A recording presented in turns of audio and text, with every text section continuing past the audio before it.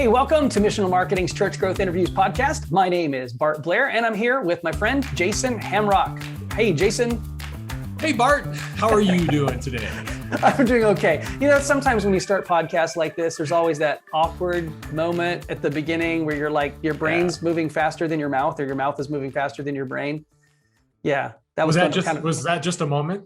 That was just one of those moments. And it's funny because there's one of those moments in this podcast this interview that we're introducing today. I did the same thing when we started. It was like, I started talking, all of a sudden it was like, I have no idea what I'm doing here. I know what I'm doing, but I don't know what I'm saying.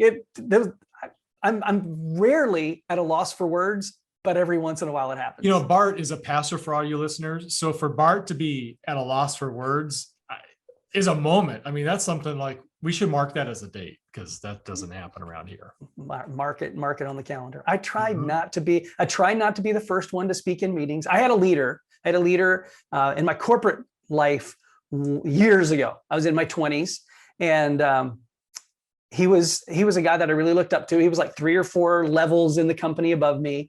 And I had started to be included in some really important meetings organizationally.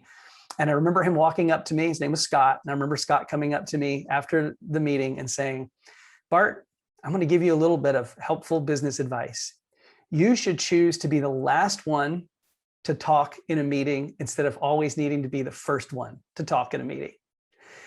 That was advice I never forgot. The problem with that is that when I'm hosting a podcast, I'm usually the first one that has to talk, and I'm not always sure what I'm going to say. So anyway, That was really good advice. And I've really tried really hard to implement that advice. So Scott, thanks for that advice. You're probably not listening to this podcast, but in case you are, it's something I haven't forgotten. It was 20 years ago, more than 20 years ago. It's good advice to be slow to speak and quick to listen. That's just always my motto. So then that's in the Bible or something, isn't it? Something, I think so. Yeah. That's good stuff. Hey, so Jason, I want to remind all of our listeners, our friends online, to rate and review our podcast wherever you listen to it. So if you're listening on Apple Podcasts or on Google, we haven't been on Spotify, but we've figured that out, I think. And I think pretty soon it's going to be on Spotify. So maybe if you're listening to this like a few weeks in the future, perhaps you're listening on Spotify. If you watch the videos on YouTube, like and rate and review and share this stuff. There's some fantastic stuff. Great guests that we've had on. They're smarter than we are, which is what makes it fun to be able to have some of these people on our podcast. And today is no exception. I'm going to introduce our guest in just a moment, but I want to let you share a little bit about what your thoughts are on this interview that we're going to be sharing today. I'm really excited for you to hear this, church. It's something that we talk about in missional marketing with all of the churches we work for. We talk about this all the time, and that is content. Content. It is incredibly important for you to be creating content, and then not only creating it, leveraging it. So here's half that battle. Like the first part of it, creating the content. You may not realize this, church, but you guys are creating content all the time. You just need to know where to look for it, right? The best spot to look for that would be this past Sunday. Your pastor preached phenomenal content. The second part of that, though, is how to leverage that content. And how can you do that to get the most squeeze out of that juice? Like, what does that look like, right? Today's podcast, we're going to dive deep into that. So much so that we're going to have to go to part 2 because this is a phenomenal conversation.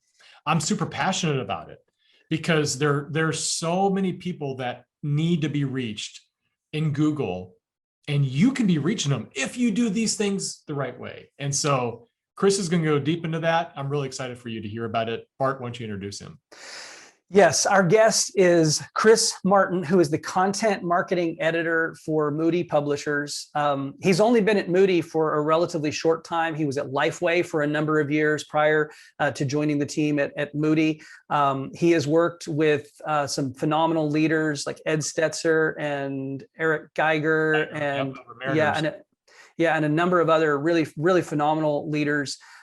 His expertise in content marketing, especially as it relates to blogging and social media, is really I've not talked to as many people who I felt as confident about taking his counsel as I did with Chris. Like, the guy really knows his stuff. And so churches, as you're listening to this, you're going to have to really think creatively to figure out how to implement some of the strategies and the things that he lays out here as it relates to sermon content and social media. As churches, we have to find ways to make those things work better together. We tend to use social media in kind of this lane by itself, and we don't always leverage it for maximum impact. While we have this incredible content that our pastors are creating every single week, and we're not leveraging that to the degree to which we should and we could. So this conversation is rich with information. I didn't get to half the questions that I really wanted to ask Chris. So we did talk about scheduling him again to come on for another episode so we can do another deep dive and talk about some things like email and some other things that I think will be really valuable for our churches. But Chris has a podcast. He's going to share a little bit about that. He's got a blog that he writes. I've been reading his content and listening to the podcast. It's fantastic. We'll link to that in the show notes here. But I think we've talked enough. I'm no longer at a loss for words, but I should probably stop. So I'm going to transition now to our awesome interview with Chris Martin from Moody Publishers.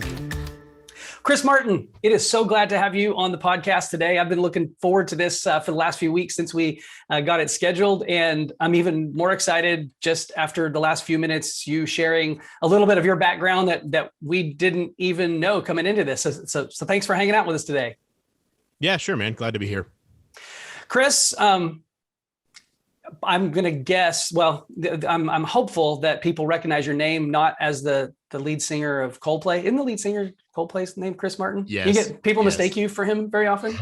Always. Usually because of my stunning good looks before they even know my name. So actually. Okay. Yeah. All right. Very good. Hey, so we're just now getting to know you. I'm sure that our listeners would love to know more about you. You have a very fascinating story. So why don't you just start us off today by just sharing your story and how you got to what you're doing today. There's a lot of stuff in there. So fill in the details. Yeah, I'll try to do this as briefly as I can because it is a bit of a long story. I grew up in Fort Wayne, Indiana, which is in the far northeastern corner of Indiana, about an hour south of Michigan and 15 minutes west of Ohio.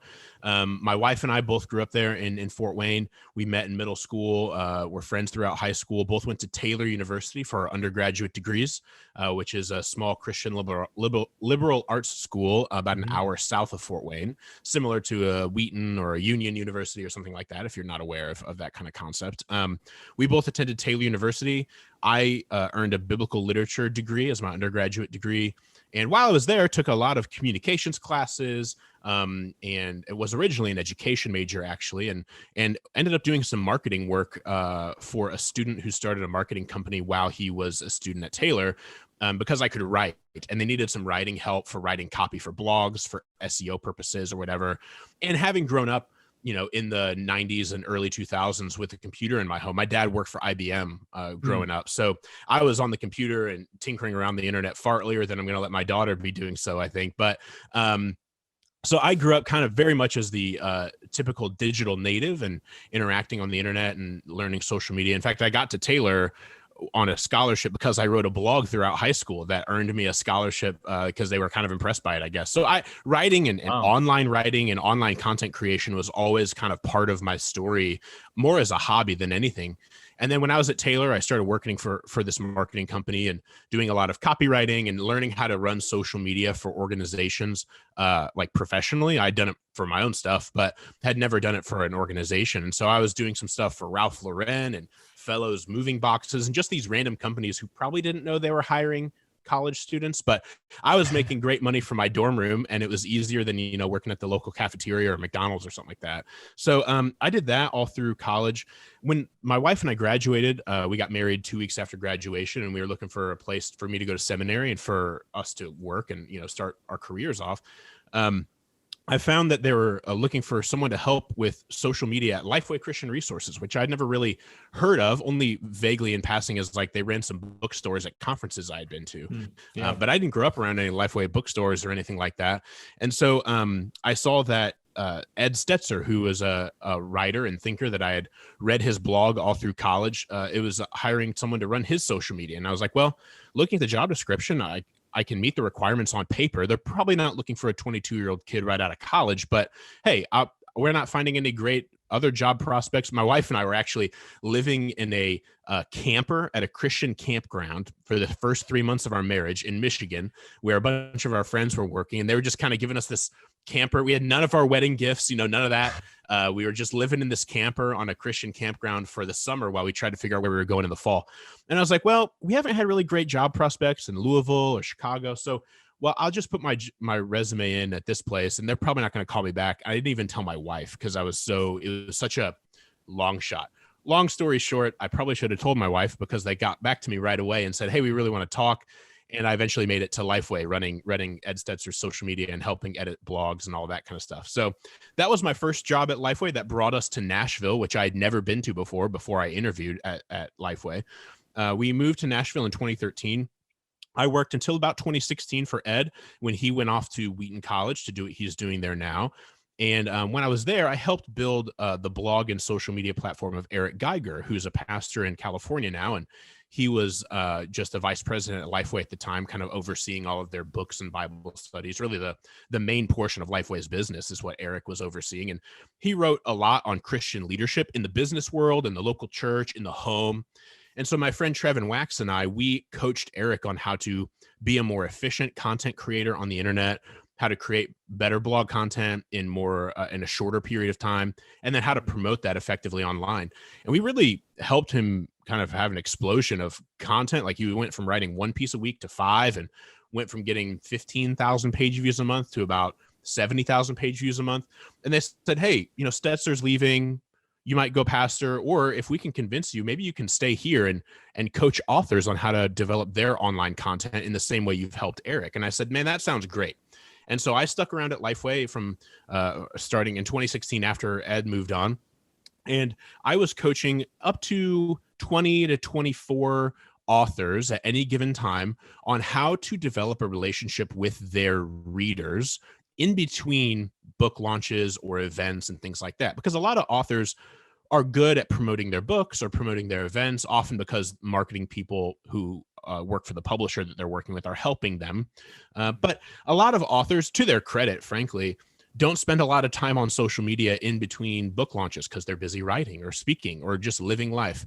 And so my job was to kind of help them create helpful online content in between their product launches or their events so that they would maintain a relationship with their readers when they weren't launching a product, which would not only help them launch their next product, but would help them deepen their relationship to their readers and do ministry online. Because I think it was kind of, at the time I was saying, I think it's kind of incumbent upon you with the gifts you have to steward those gifts in the digital space. I don't think you get to just ignore that. And so I really enjoyed that job. I could have done that job for the rest of my life. It's my favorite job I've ever had. I mean, I really like the one I'm doing now, but it was so fun. I just got to work with authors and it was like, I loved it because they all had tremendous gifts that they could exercise offline very effectively.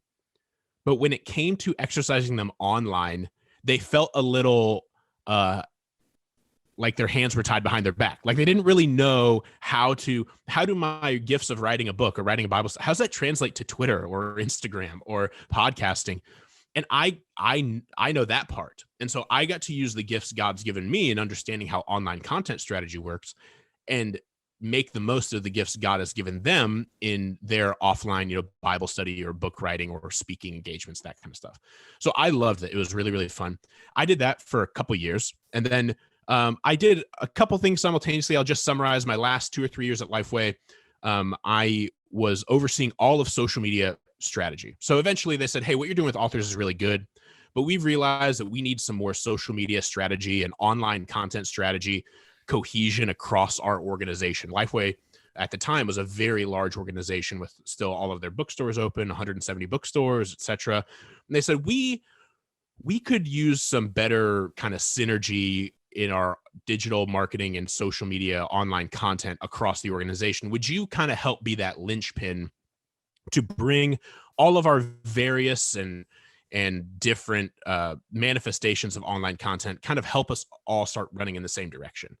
And so I spent the last 3 years or so that I was at Lifeway, from roughly 2017, 2018 to 2020 in September when I left, leading online content strategy, specifically in the area of like social media and like blog or long form content. So I oversaw about 60 social media managers. They were marketing specialists who were doing a lot more than just social media management. But I would meet with all 60 of them in a given month. I had many meetings and would meet with them and try to coach them on how to do social media more effectively, because some of them were good at it and some of them, they would admit it was not second nature to them. That was the hardest part of their job. Maybe they were good at email marketing, but they weren't very good at social and digital content beyond their emails, or vice versa. And so I would meet with and lead about 60 social media managers who oversaw roughly 200 social media accounts. And part of my job was to, one of the first things I did is said, we need to reduce the number of accounts we have going on here. So that's the last thing I did at Lifeway. In September of 2020, I decided to leave Lifeway and join Moody Publishers.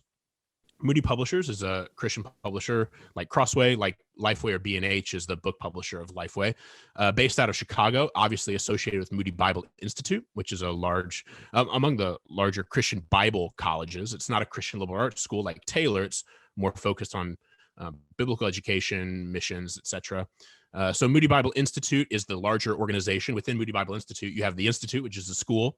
You have Moody Radio, which is the largest non-music Christian radio station and network of stations in the country.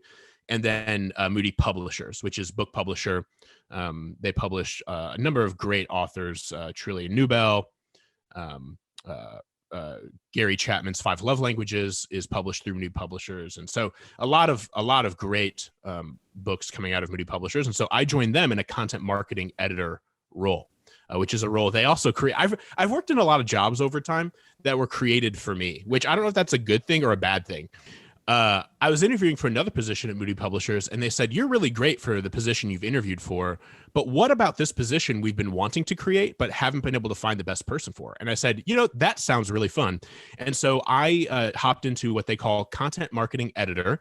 So I sit on the publishing team at Moody and help make the decisions for what we're going to publish or not publish on the pub board, which is traditionally what it's called, pub board at these publishers. So I sit on that team. And then also I help with content marketing or online digital content efforts at Moody. They have an entire team on the marketing team proper that does that. But I sit on the publishing team with like 1 foot in publishing and 1 foot in marketing, which is exactly kind of how my brain works, which is why I love this role that I get to do. Oh. And the biggest project I'm working on, which I'll kind of tease here with you guys, is I'm working on this website. I'm not going to reveal the name yet because that would be letting the cat out of the bag. But later this year in September, hopefully, I'm working with a really great web design agency who's designed a number of the best Christian websites around to create a really rich resource library of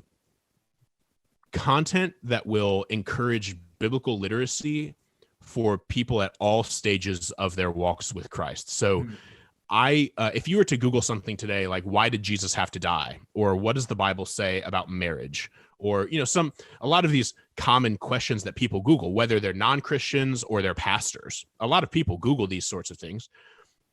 Many of the websites that will come up when you Google such things, maybe they are trustworthy, but you've never heard of this organization or this website, like who runs Bible study tools or Got Questions or so many of these common sites that pop up. Wikipedia.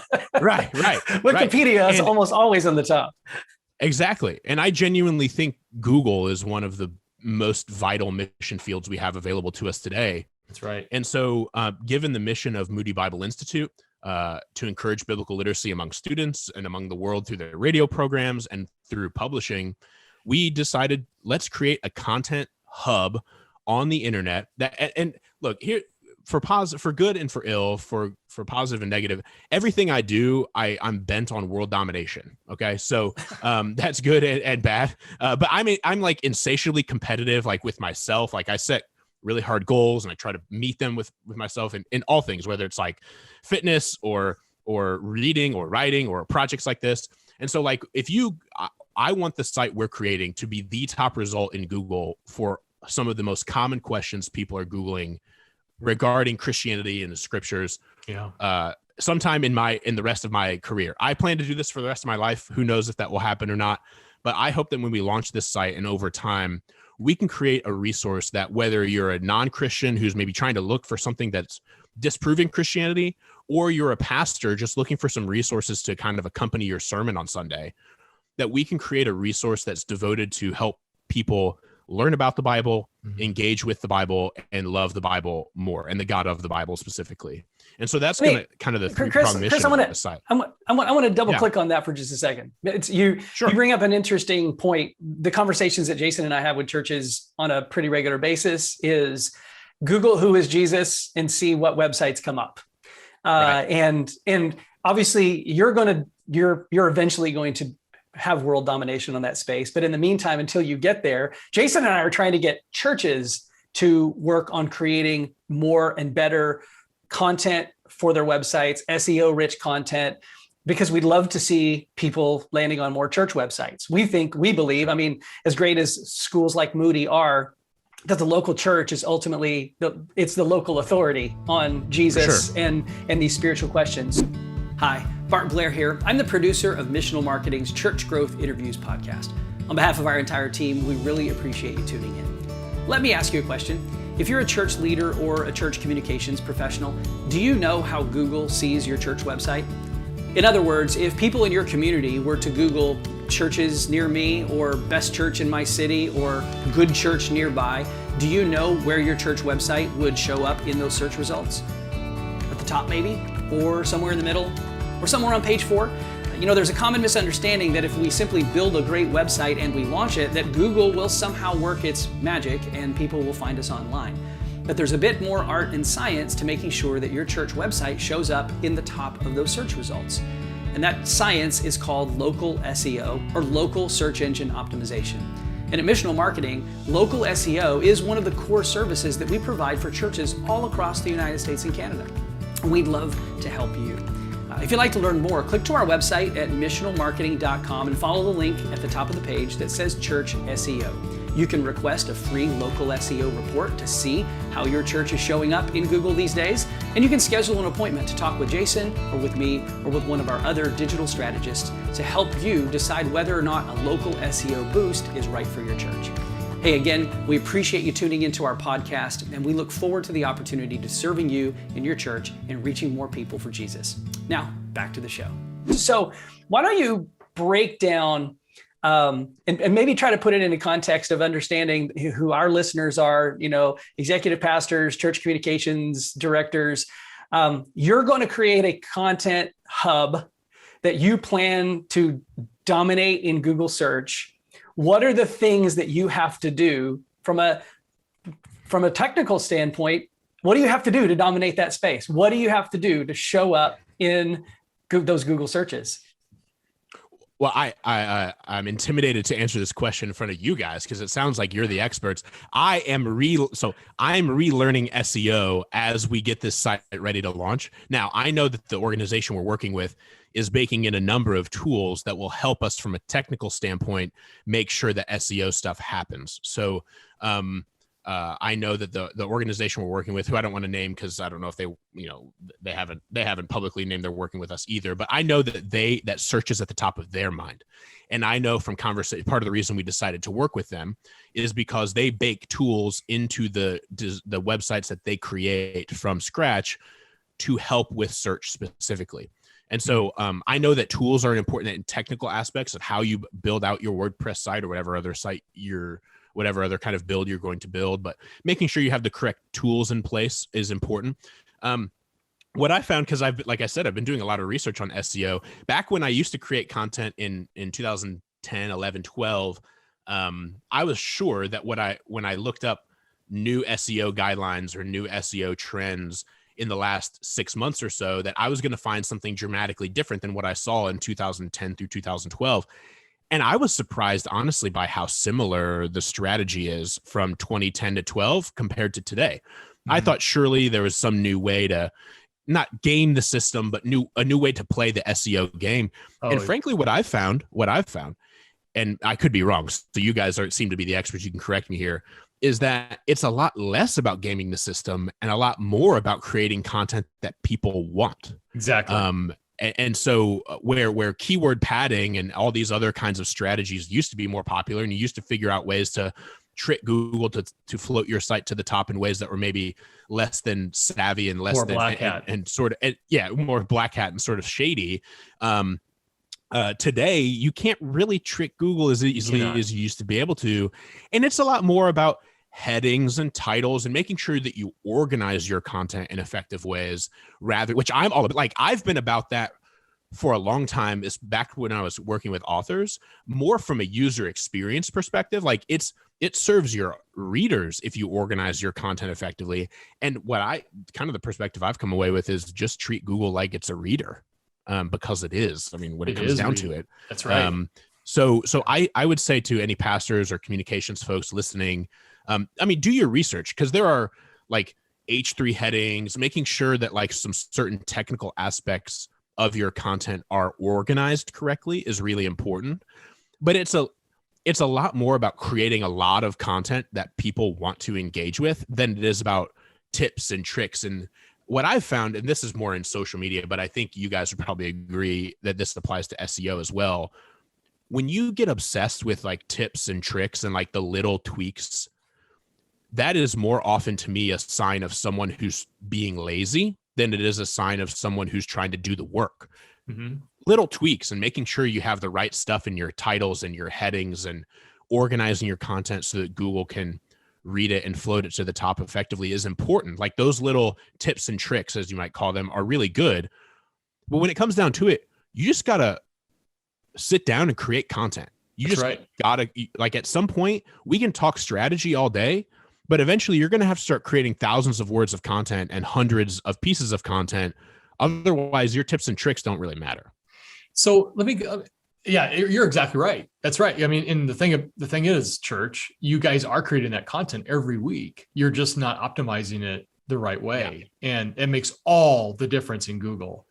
So Chris, when you were doing that with like Eric, like he's creating content. So he's the guy that's pushing that stuff out. How are you, or what were you doing to take it and put it into social for people to absorb and digest? Like, what did that look like? What would you do? Sure. So to go from end to end, because I think what we did in order to get Eric to create content is incredibly important as well. So Eric was like, I'm writing one piece a week, guys. There's no way I can be creating 5 pieces of content a week. Like, and I mean, in a sense, I agreed, because I was helping like handhold him through that one piece of content a week. And to get him to 5, at first I was like, I don't know how we're going to do this. And so what we did is we said, okay, well, one piece a week on Wednesdays will be submitted by other teams within Lifeway. That'll be like, we're going to feature a Lifeway resource. His blog was run by Lifeway on Lifeway Dollars. He wanted to make sure that he's pushing people to Lifeway resources and content. So I said, Wednesday's taken care of.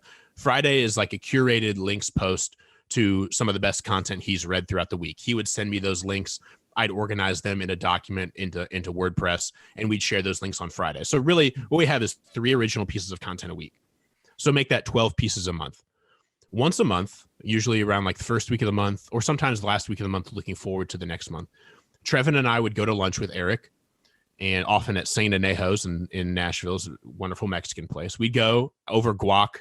I'd come with roughly 15 to 20 blog post ideas, titles. I'd come with titles. I'm really good at titling blog content. That's like one of my like weird things. I'd come with like 15 to 20 blog post titles of things that I could see him writing based on meetings I'd been in with him where he would talk about some leadership principle, or books I knew he was reading that he would also often have some of his people who work for him reading, things that I had read in books that he had written. Or I'd go to some of his like top blog content from the last month or two and say, oh, is there another angle we can do on this topic, on 3 ways your meeting should have been an email? Is there a way that we can do 3 ways your email should have been a meeting? I'd like kind of pitch like other angles. So I'd come with like a menu of 20 different ideas. He would go through at lunch with this document I printed out and like X through or circle ones that he liked or didn't like. And we'd settle on 12 for the month. And then we just kind of like talk about it as conversation fodder over lunch.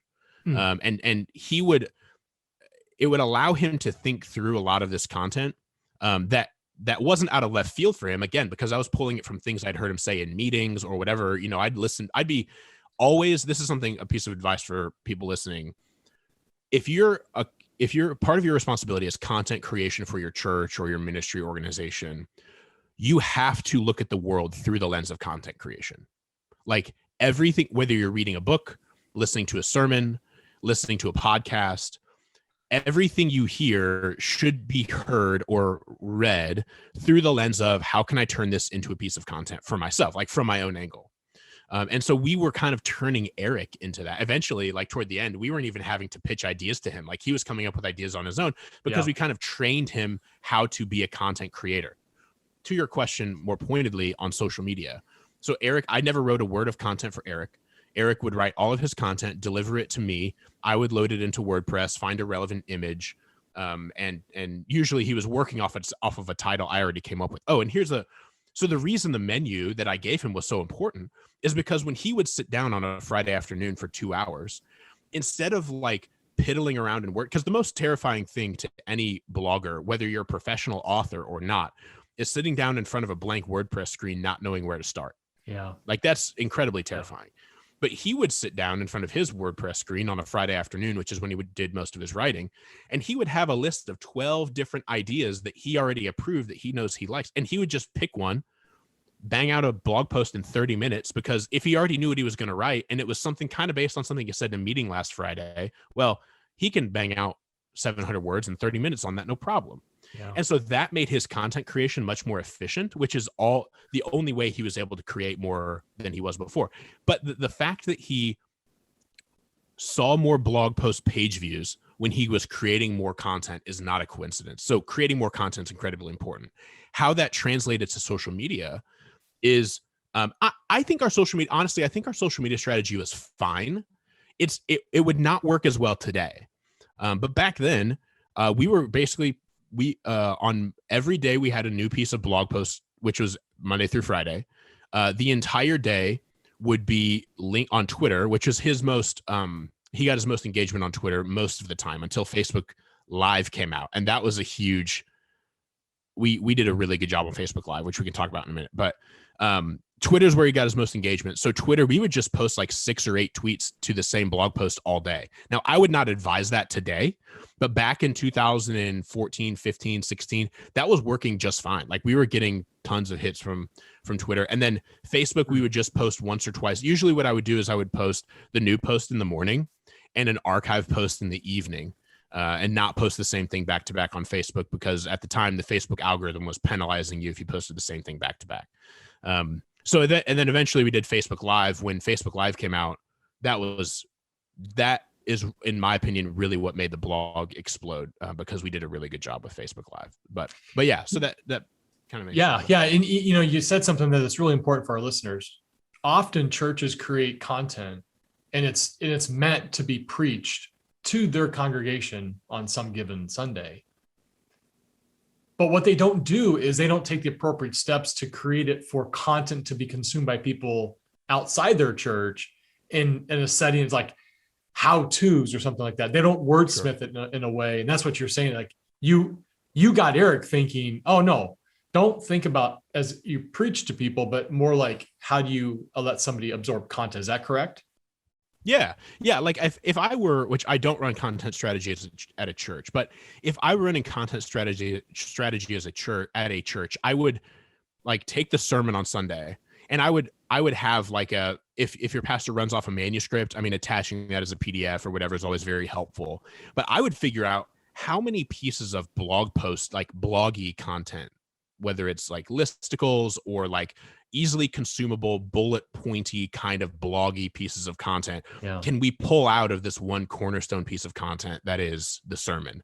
So could each point be its own post throughout the week that we could create that's more tailored, like wordsmith it, organize it in such a way that it's consumable by a broader audience, rather than just like copy pasting the entire transcript or the manuscript into your WordPress. I mean, that's fine. Like including that stuff can be helpful. Yeah. But I think, Yeah, right. At a minimum is exactly right. But I think if you can kind of chip off a bunch of pebbles of content from that cornerstone, it can be really helpful to have, like you said, content that's, you take something that's created for an offline audience specifically. I mean, through COVID, I guess it was an online audience as well. But you've created a piece of content that was for a specific audience that's really long form, probably 30 to 60 minutes or whatever.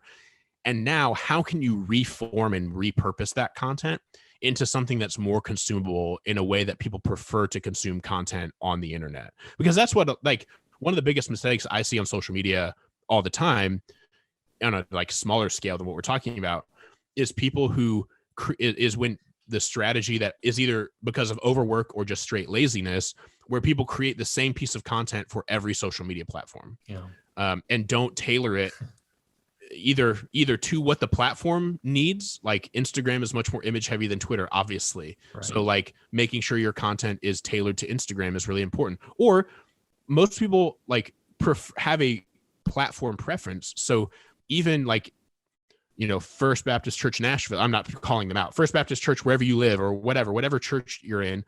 My church is called City Church. So let's just use City Church. City Church Instagram content may not be consumed by the same people who consume City Church Twitter content, and the content should be adapted as a result. And the same goes for your church, and every piece of content you create, adapt it appropriately. I think it's really important.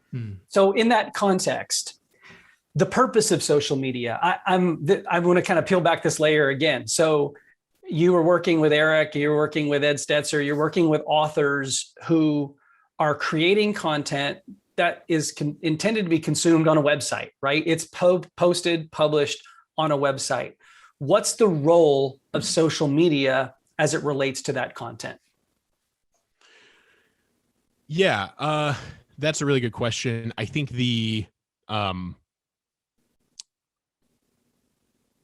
depending on the audience and the creator, social media will be one of the primary ways people come to see that content exists. So I've joked before that, like, if you write a blog post and it's like, it could be one of the most profound blog posts anyone's ever read, if you don't social that content appropriately, it may as well not exist.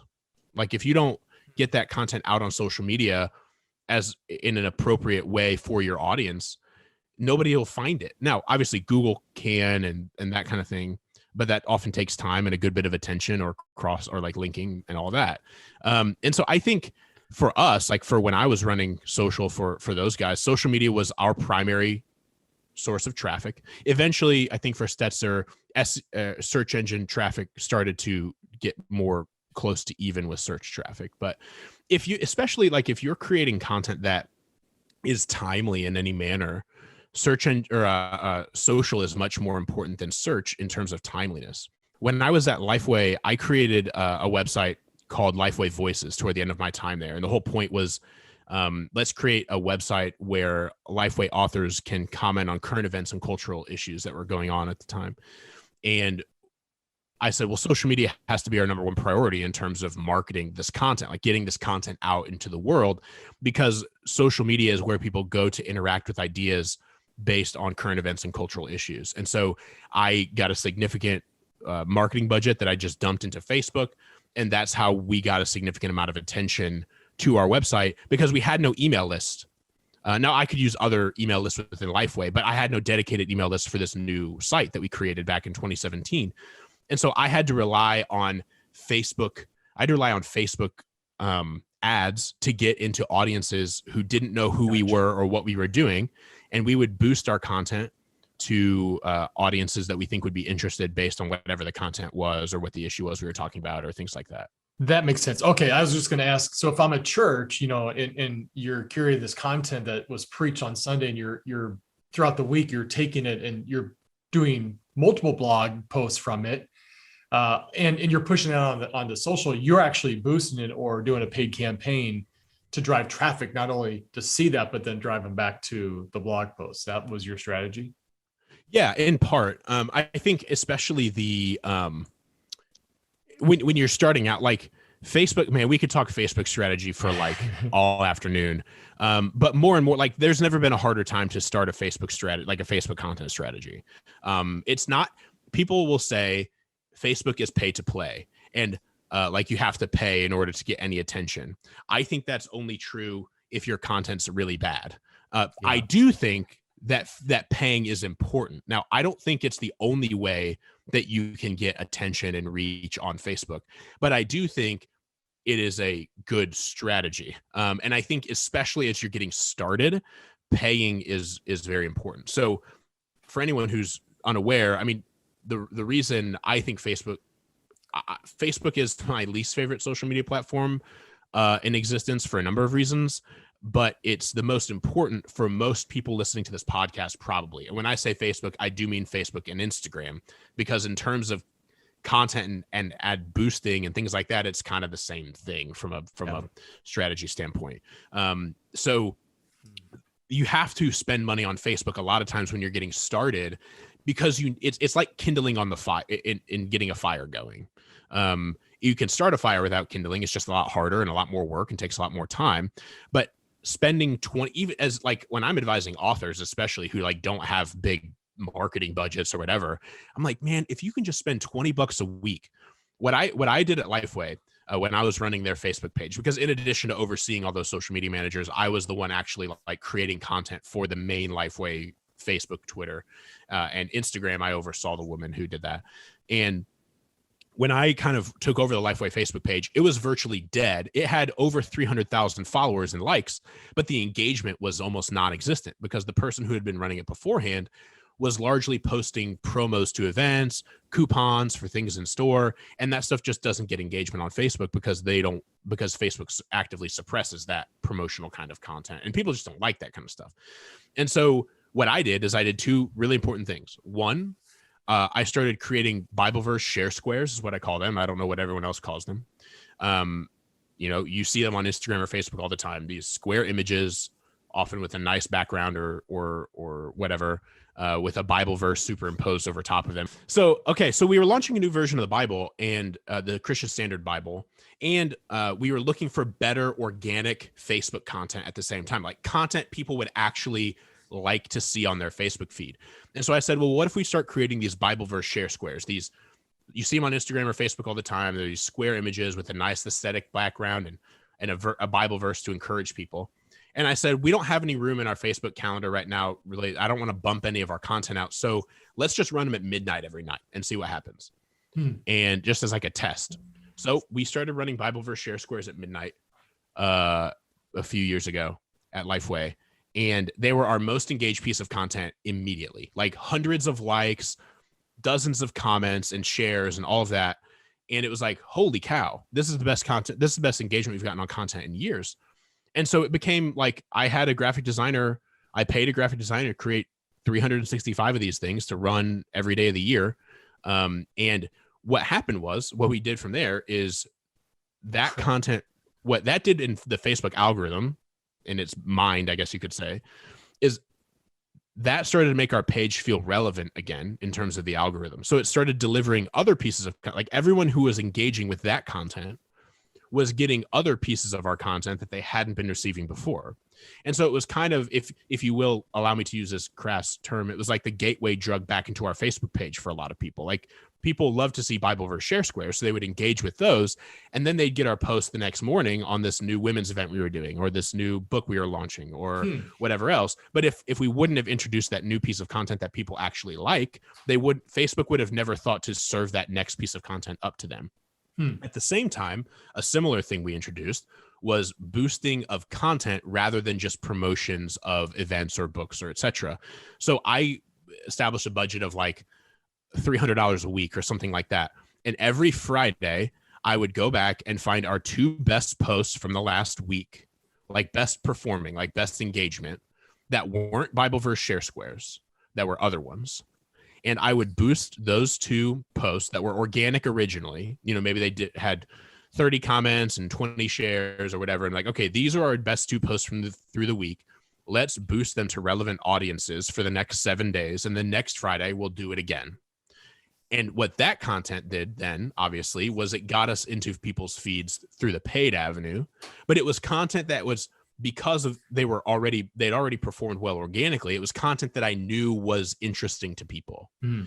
And what I learned through that, and I guess churches listening could take this, is this is a point I had down to talk about later for one of your other questions you asked, Bart. But one of the most important things anyone can do on social media strategy that I think is too often overlooked is to care much more about what your audience and what your followers are interested in than what you are interested in as a church or an organization or whatever else. Because when it comes down to it, you're competing as a church or as a Christian organization, whoever you are listening, your competition on social media is with the biggest entertainment giants in the world, because you're competing for attention. So Budweiser is famous for saying that their primary competitor is not Miller Lite or whatever else, it's water, because they're competing for throat volume. Netflix has said their biggest competitor is not HBO Max or Hulu. Netflix's biggest competitor is sleep, because they're competing for time.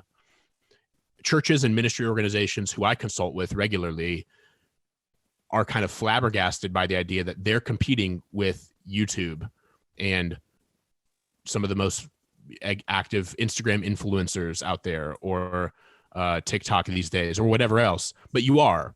So churches listening, ministry organizations listening, you have to create content that your people actually want to read or watch, not just that you think is interesting. Now, it's important for you to post your announcement about your big summer blast get together coming up, or your fall men's retreat, or like notifying people of those things that you're excited about. That's all good. That's like, that stuff's important, but it should be a significantly small portion of the content from a social media strategy perspective and from an online content strategy perspective. If all you ever do is use social media as a virtual bulletin board, people are going to tune you out like they tune out all the other stuff that's a virtual bulletin board on social media. And then you can create shown. Exactly. Yeah. And Facebook will recognize it, and then your content will just get suppressed because Facebook wants to deliver. Like, here's how Facebook works is Facebook wants to make money, which is, hey, really? Every company, are you sure about that? And hey, look, in our free capitalist democracy, that is a totally legitimate reason for business to exist. So Facebook wants to make money. The primary way they make money is by keeping people on the platform. The way they keep people on the platform is by delivering content that's most interesting to people. And if your Facebook page, church or ministry organization, is delivering content that, based on the engagement metrics, is not interesting to people, they're going to make your content appear less frequently than other Facebook pages that are demonstrating their content is more interesting to people. And so whatever you can do as a church to create content that your followers actually are interested in, the better off your social media strategy will be. Now, I'm not saying you need to like start posting cat videos, like goofy cat videos or whatever, funniest home videos kind of stuff. But if there's a big, kind of current event issue going on in your city that people in your church are interested in and are concerned about, create content around that. In as much as it affects your church, it is important, not just some random thing about an event that's 6 months away that you want to let people know is happening. So anyway, that's a little bit of a rant, but Facebook strategy is super important in that regard. And knowing how Facebook works and knowing that what your audience cares about is more important than anything, I think is really important. Well, and I'm going to just go one layer deeper, because a lot of people will look at social media and say it's evil. Everything on there is evil and it's filling the minds, and they have an agenda and all that kind of stuff. And my answer to them is going, well, then if it was built for evil, you need to put good into it. You need to put light into it. You need to fill it with biblical things, God, things that are going to point them to God. And that's how you combat that. And you have to, to your point, you have to be creative and strategic about what you put on there, not just post something because, you got the event coming up in 2 days. And what you just said there, I think churches take to heart, because not only absorb what Chris just said, but implement it, because you got to have some kind of a strategy. We get asked all the time, can you help us create a strategy? I mean, what you just said, that's it. Yeah. Yeah. And that's like, I do a good bit of like social media and digital content consulting with folks, churches, authors, that kind of thing. And like I said earlier, I can start like, when I enter into a consulting relationship with someone, I'll say, I don't get anyone under a contract. I'm like, I'm here for 6 weeks, 6 months, 6 years, however long you need my help, I'm happy to help you. But one of the most common obstacles I run into with folks that I consult is we'll talk strategy for 4 months. We'll have 4 meetings and talk strategy for 4 hours. And then in month 5, maybe we'll get together and I'll say, hey, we talked strategy. We got you a content plan. We talked about how you're going to post to Facebook twice a day for 5 days a week or whatever. And so how's it been going? And then they'll say, well, we just didn't get around to it. And that's where the most common problem I run into as someone who's done kind of content marketing consulting with churches over the years and with pastors, et cetera, is folks just don't want to do the work. You got to do the work. You can talk strategy until you're blue in the face, but if you don't create content, it doesn't matter. And so you can pull all the right levers and do all the tips and tricks on Facebook or whatever else. But if you aren't creating if you're creating 2 pieces of Facebook content every week, it doesn't matter what levers you pull. It's not going to make a dent. Wow. Chris, we've got to wrap up because we're out of time. I wasn't joking. I have a whole lot of questions. I have questions about email that we're not even going to get into here because as a content marketer, and I know because I get your emails, emails is also a big part of our content distribution. And we're gonna schedule another conversation to kind of pick up on this and talk about some other things.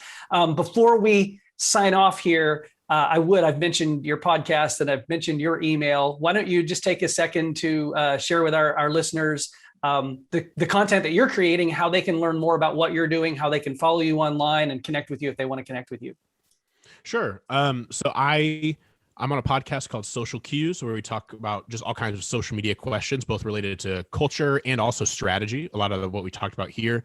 We're taking a summer break because we all 3 of us who host the podcast have a lot going on this summer. So, but you can find it on anywhere you find podcasts. Social Cues is in like the letter Q's and questions.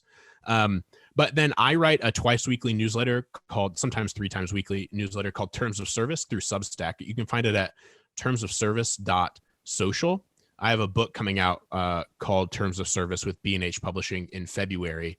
And there, I do a little bit of strategy there, but most of my writing there is more on kind of the big picture social media culture. What's social media doing to us and how's it affecting us in ways maybe we don't realize? So I do a good bit of like introspection and let's pay attention to how social media is changing how we live because I think a lot of times we just don't pay attention to that kind of stuff.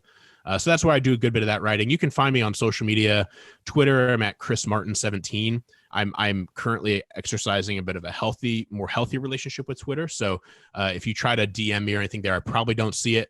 But I'm on LinkedIn or wherever else, and you can find me on those places as well.